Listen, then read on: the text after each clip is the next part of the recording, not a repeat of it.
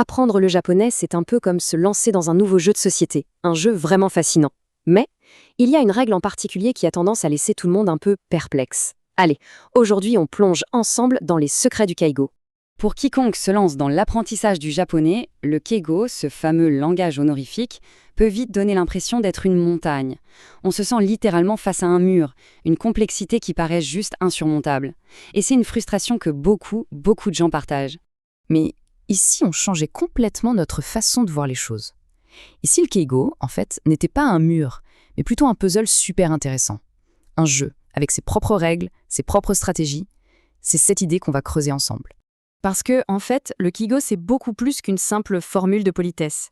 C'est un véritable outil, un peu comme un GPS social, qui permet de comprendre et de naviguer dans les relations au Japon. Et là, on touche à un concept fascinant, la distance psychologique. En Occident, on a souvent cette tendance à vouloir la réduire rapidement. Au Japon, c'est différent. Le keigo sert à maintenir ce qu'on pourrait appeler une belle distance, une marque de respect qui dit « je vois et je respecte ton espace ».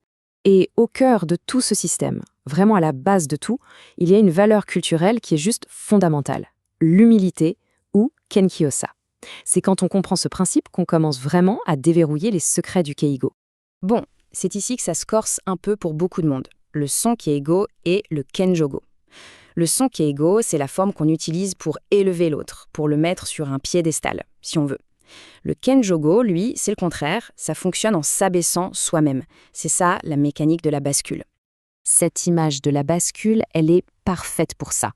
L'idée, c'est qu'en utilisant un langage humble pour parler de soi ou de ce qu'on fait, eh bien, mécaniquement, on élève la personne qui est en face. Tout est une question d'équilibre. Allez, on passe au niveau supérieur du jeu. On pourrait même dire le boss final pour les non-natifs, le fameux concept de Uchisoto. Alors, Uchi, c'est le groupe interne, sa famille, son entreprise. Soto, c'est le groupe externe, donc tout le reste. La subtilité, c'est que l'utilisation du keigo va complètement dépendre de la position de la personne à qui on parle par rapport à son propre groupe. Prenons l'exemple classique. Au sein de l'entreprise, on parle de son patron avec le titre honorifique Tanaka Bucho. C'est normal, c'est une marque de respect. Mais là, attention, un client, quelqu'un du groupe Suto, appelle. À ce moment-là, tout bascule. Le patron devient un membre de notre Uchi, et pour honorer le client, on doit rabaisser notre propre groupe, y compris le patron. On dit alors simplement Tanaka. C'est ce changement de perspective qui est à la fois déroutant et génial. Mais attention, il ne me faut pas croire que le keigo est un truc figé dans le marbre. Pas du tout. Comme n'importe quelle langue, ça vit, ça bouge, ça évolue avec la société. Et justement, il y a un phénomène super intéressant qui est apparu assez récemment, le Baito Keigo. C'est une sorte de keigo un peu particulier, utilisé par les jeunes qui ont des petits boulots, dans les supérettes ou les restaurants par exemple. Alors techniquement, ces formes sont souvent incorrectes d'un point de vue grammatical, mais elles se sont quand même répandues. Pourquoi ? Eh bien cette citation l'explique parfaitement. Elles agissent comme une sorte de bouclier.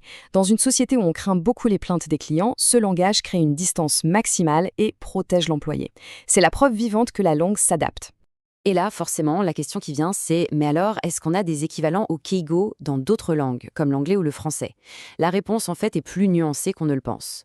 On entend souvent que l'anglais, par exemple, n'a pas de keigo. C'est vrai, dans un sens, il n'y a pas de conjugaison spéciale. Mais est-ce que ça veut dire qu'il n'y a pas de niveau de politesse ? Absolument pas. La différence sociale entre dire « passe-moi le sel » et « pourriez-vous me passer le sel » est énorme, et l'impact est tout aussi important. Bon, assez théorie, passons à la pratique. Je vous propose quelques missions, des petites questions à lancer lors de votre prochain échange linguistique pour creuser un peu tout ça. Ok, première mission.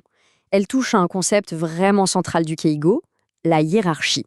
Voici la question à poser. Chez toi, est-ce qu'on change sa façon de parler quand on s'adresse à une personne plus âgée ou à un patron, ou est-ce que le langage est plus plat, plus égalitaire ?